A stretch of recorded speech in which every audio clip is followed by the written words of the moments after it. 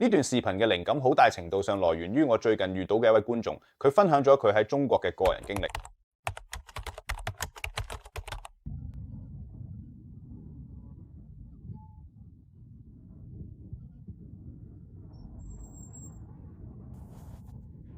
呢段視頻拍攝於中國中部城市西安，一名男子咧係外來務工人員，倒喺咗街上，佢患有冠心病同埋高血壓。當啲人紛紛上前幫助佢嘅時候，佢並冇叫救護車，佢俾咗佢哋一個電話號碼，佢屋企人嘅電話號碼，佢冇辦法去醫院嘅。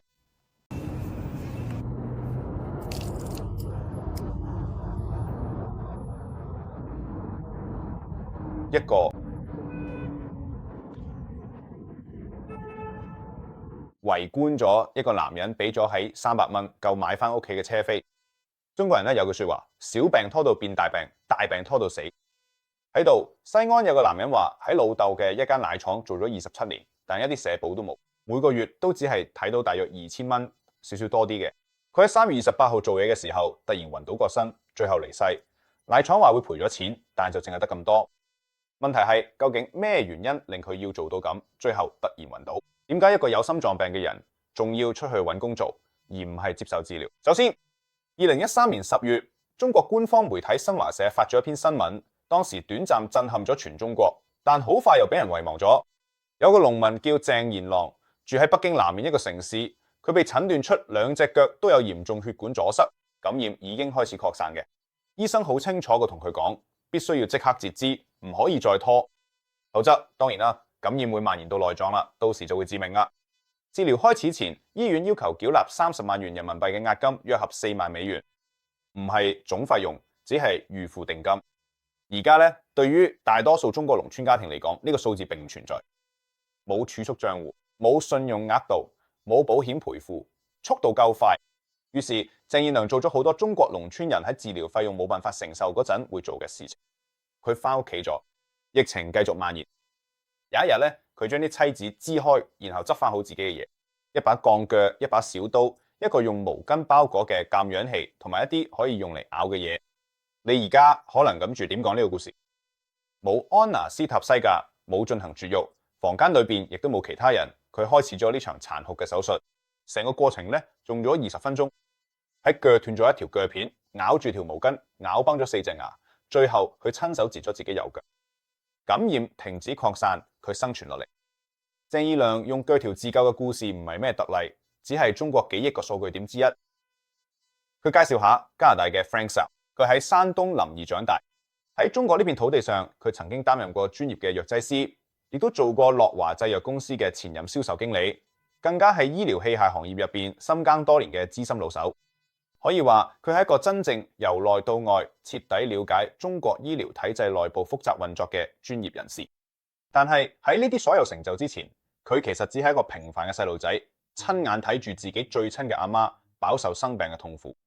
煙茶酸呢個病啊，影出嚟嘅牙科影像真係密密麻麻，睇落非常複雜。當鄉鎮衛生院嘅醫生搖住頭講已經實在醫唔到佢阿媽嘅時候，眼睇住病情一日睇惡化落去啦，全家人都心急如焚，只能決定趕緊轉院去縣醫院。但係大家都心知肚明啦，呢一趟去縣醫院睇病咧，前前後後嘅檢查費加上住院費咧，真係要花掉屋企一大筆辛苦睇落嚟嘅血汗錢啦。Frank 阿爸要向親戚鄰居借錢。以前嗰陣，就算冇人自己都冇乜嘢，都會出一分力幫手。有時喺 Frank 屋企，幾乎唔識嘅人都會上門俾佢哋10蚊、20蚊，唔係好多，但係至少證明咗大家有心。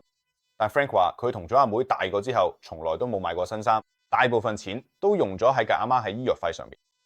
所有嘢都係二手。佢阿妹甚至要16歲就冇學，去工廠打工，之後佢仲幫手供 Frank 讀大學。其實呢個就係中國好多家庭嘅現實。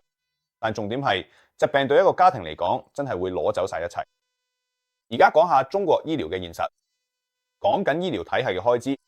以 GDP 百分比嚟講咧，其實唔算低。2023年數據顯示，醫療開支大約佔 GDP 嘅7.1%，即係超過9萬億人民幣，差唔多13000億美金。呢個真係一筆唔少嘅錢。而家喺醫療開支大約佔 GDP 7至8% 嘅國家，好似以色列、波蘭同捷克，佢哋3個都係全民或者接近全民醫保。問題係單靠呢個數字其實唔能夠講晒成個故事，因為問題唔係個數字有幾大，問題係喺錢去咗邊，同埋最後真正受惠嘅係邊啲人，邊啲人又睇唔到。2006年，當時嘅衛生部副部長尹大雪公開講咗一句非常坦白嘅說話，佢話中國有850萬個高級官員，消耗咗全國大約80%嘅醫療開支。你真係要諗清楚呢句說話好冇？唔係老人家，係高級官員。好啦，係啦，佢哋都可能係老人家啦。因為你記唔記得習近平同普京講過要活到150歲嗰單嘢？領導人長壽計劃呢個真係有歧視㗎，即係中國有850萬人，中共高層官員80%資源都用喺佢嘅身上，剩翻20%就要分俾10幾億人。咁差嘅情況，波蘭有啲，波蘭都係用大約7%嘅開支。佢哋係咪有個特殊班級會消耗掉80%嘅資源呢？當然唔係㗎，以色列亦都存在類似比例嘅呢種情況咩？佢哋享有特殊待遇咩？冇。而850萬呢個數字係2006年嘅，所以佢好可能或者話肯定，我認為自2006年20年前以嚟已經增長咗。所以對於中共高級官員嚟講，醫療保健唔係咩令人擔憂嘅問題，而係一種保障。中國仲有一樣嘢咧，叫做高幹病房，基本上咧就係醫院入邊咧專為高級幹部設立嘅病房。有啲精英醫院會有專門區域留俾官員，根據佢哋嘅級別，會有全國最頂尖嘅專家24小時待命，用最新設備、最優質嘅外國進口藥品，甚至有啲普通病人根本接觸唔到或者負擔唔起嚟嘅器官移植服務，隨時有得用，即刻就可以安排到，速度快到離譜，簡直唔現實。但係當然呢啲特別係為佢冇而設嘅。咁大部分中國人用嚟或者熟悉嘅就係一般嘅醫療體系，你要一早去排隊等好耐，喺醫生之前要先俾錢，而且好多時如果你急症要即刻治療，但係無法即時俾錢，基本上都唔會有得醫，治療根本唔會開始。中國係有全民醫保嘅，理論上係咁講啦，但係有個好大嘅前提就係要緊你住邊，同埋你嗰個細區，無論係鄉鎮、縣定城市都好，都有分別。所以其實係一個省級，佢一個全省覆蓋嘅醫療系統呢，而家城市入邊嘅打工仔都係嘅。如果你睇一間好公司做嘢，醫保福利好唔好就好啲，你老細係邊間公司？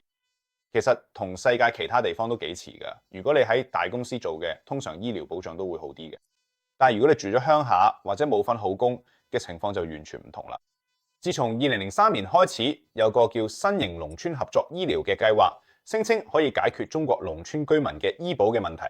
嗰陣時大家要自己俾錢，大約30到40蚊人民幣，即係幾蚊美金嘅。而家就要俾到600蚊人民幣，差唔多成100幾十蚊美金。對於喺農民或者低收入工人嚟講，一個月賺2000蚊，600蚊已經係冇嘅人工嘅1/4以上，根本負擔唔起。而家去到2020年呢，我哋都知道李克強總理都承認，大約有6億中國人每個月收入少過1000蚊人民幣。另外有份2021年嘅報告發現，差唔多有9億6400萬人每個月收入少過2000蚊人民幣。如果我哋信中共官員講嘅數字，即係話佢哋每個月要俾醫療保險，可能要用咗1半以上嘅收入。再睇，如果我哋信中國人口大約有14億人玩點，其實好大機會唔係，佢就有幾億人要喺一個最關鍵時刻都唔 work 嘅系統度揾出路。咁你可能會問，等等 David， 我以為農村居民都有保險嘅喎，係咪？咁你啱啱先講過啦。係啊，正如我講過，紙面上係有嘅，但係一遇到嚴重疾病嘅保障咧就開始散晒，自付額好高，賠償程序好慢，而且大部分情況下咧都唔會自動處理嘅，你要自己去申請賠償，而且咧程序好繁複。如果你去搶你住嗰區以外嘅地方，佢哋可能都唔包你。同你喺美國理解嘅醫療保障好唔同，係咪？如果你住喺紐約，但想去加州嘅病，可能唔會100% 包晒你，但都可能會有啲 out of network 嘅保障。又或者，如果你有醫生轉介，做嘢只係喺其他州先有啲必要醫療程序，咁喺特別情況下，你嘅保險都好大機會會包埋。當然啦，都有啲例外，我明白嘅。但係正如我啱啱講，如果得一個地方可以俾你醫，你就一定要喺嗰度醫，即便呢個就代表你喺中國用唔到都好啦。如果你選擇去第二個地方，保障可能會完全冇晒，所以你要自費嘅開支會好高。而家啲中國農村保險咧，基本上可以話係幾乎佢哋嘅存在，因為佢哋俾你嘅藥或者話保險包嘅藥質素唔夠好，可能只係國產牌子。你可以睇到佢治療可能係最慢或者最叻效果嗰種。咁所以如果你想揾個好嘅地方開始，因為你個情況真係好差，咁樣嘅話你就要完全自己俾錢啦。當人哋真係要自費醫病嘅時候，就真係一場好大嘅災難開始啦。對於任何一個平凡而溫馨嘅家庭嚟講，佢哋喺漫長嘅歲月當中所共同經歷過嘅嗰啲過去，無論係歡笑定係淚水，都係生命中不可磨滅嘅珍貴記憶與成長基石。喺過去嘅呢整整10年8載嘅時間裏邊，佢每次竟然都淨係非常之吝嗇地一次性借咁區區10米錢啫。20蚊嘅呢個數字真係高到離譜啦！就係呢度嘅人會佢哋做錯誤比較，係咪？佢哋話喺美國，你為咗醫療保險可以俾到破產，但係如果你係低收入人士，你有 Medicaid 醫療補助，如果你有份工，僱主幫你買咗好好嘅醫療保險，其實你都唔使俾幾多錢。而家如果你要自己買私人保險咁樣咧，其實都仲有好多方法可以處理，例如有啲慈善醫療同醫院傾價分期付款，或者你可以選擇每個月慢慢俾錢，甚至可以試下同醫院講價，爭取某個百分比嘅折扣。係貴嘅，我唔會否認。但係如果你收到一張大單，最重要嘅係你已經接受嘅治療。但係佢中國，如果你嘅批文就去咗自己地區以外嘅醫生，你唔單止可能1蚊都唔包，甚至治療都未必開始到。所以一個系統係收你貴嘅，另一個咧就乾脆完全唔俾你入去。而家如果我哋信中共嘅宣傳話，佢哋喺中國對人好好，咁理論上對基層嘅福利保障呢個情況應該會存在，但事實上中國係冇呢樣嘢。咁另一點我覺得幾搞笑，因為中國嘅醫院系統其實完全係自負盈虧，即係話佢哋主要靠賣藥同醫療耗材嚟揾收入。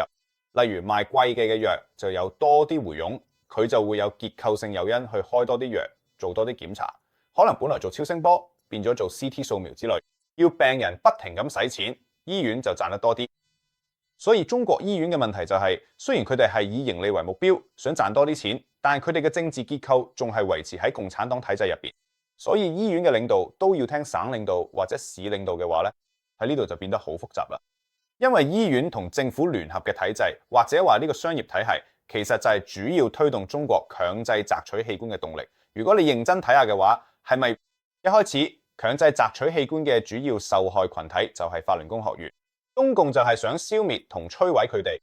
所以醫院想賺錢，而佢哋可以賺錢嘅方法就係合作。用咗器官淪為想做移植手術嘅人創造利潤點，所以全中國嘅醫院都可以參與，每日做好多宗移植手術，為咗賺取高額利潤。呢度有一個比較新嘅故事，震撼咗成個國家。喺2024年5月，有個28歲嘅醫科畢業生叫羅瑞宇，喺長沙市嘅雙陽醫院工作。佢喺畢業前1個月，神秘喺由大廈墮下，當局判定係自殺，但係屋企人唔同意。佢哋話羅瑞宇一直收集證據、文件、錄音、內部資料，指控醫院內部有嚴重貪污，包括財務不虧、可能嘅不當行為同埋器官移植手術，全部都係有問題嘅。根據佢老豆講，之後有醫院代表揾咗屋企人，開價5000萬人民幣，叫佢哋收聲，大約係200萬美金左右。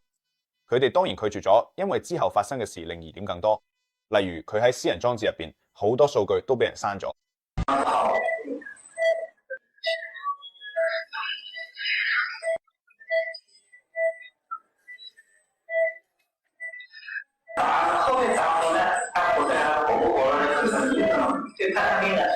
喺揾翻出嚟嘅數據入邊，有錄音、資料、相片、影片，顯示醫院入邊發生緊啲咩事。醫院試過用錢封咗嘅口，但條件係要佢哋正式結案，唔好再追究個仔嘅事。而我哋而家知道，阿爸阿媽公開佢嘅關鍵證據就包括佢哋嘅，基本上就顯示呢間醫院做緊咗好嚴重嘅壞事，貪污程度遠超我哋想象。仲有錄音，其中一段錄音入面有職員疑似指示要撳咗細路，佢細個嘅小朋友嘅器官樣本仲要抽血。根據醫學專家講，咁樣做只會喺捐贈者仲生存緊嘅情況下先有意義。不過講句公道說話，其實全世界嘅醫療系統，特別係有錢國家都唔係完美嘅。美國醫療費用梗係好貴，加拿大同英國等候時間可以好長，即使係德國、法國或者北歐國家都仲有問題，係咪先？佢一個醫療系統係完美嘅，但係結構上面有分別。喺大部分呢啲系統入邊，基本假設就係，如果你命危，你都會得到治療，收費係另一個問題。